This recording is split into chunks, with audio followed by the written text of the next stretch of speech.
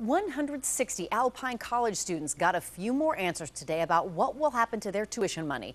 The school closed suddenly yesterday.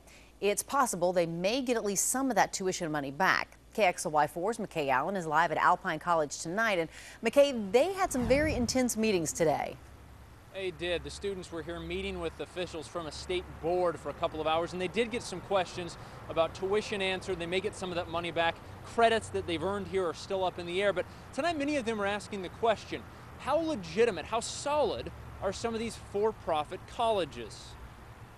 Just because what happened at Alpine does not mean that all the other for-profits are a bad organization. Cammie Miller worked at Alpine College and, like every other Alpine employee, lost her job without warning on Friday. I was probably the most hysterical in there. But she says this shouldn't overshadow the work Alpine's done for a decade, and it shouldn't cast a shadow on other for-profit colleges. And that's not fair to them.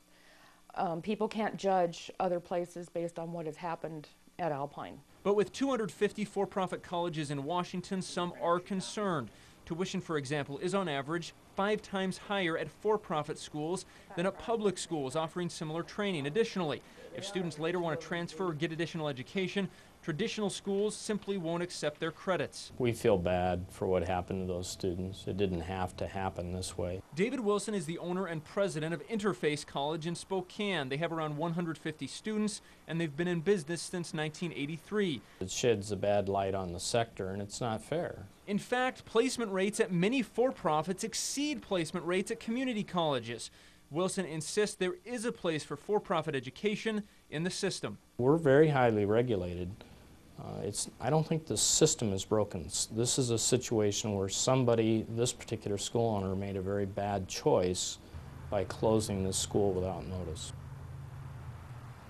Now, the state board that regulates for-profit institutions requires them to relicense on a regular basis. We talked to them today. They say Alpine relicensed in March. They saw their financials at that time, or at least the financials Alpine gave them.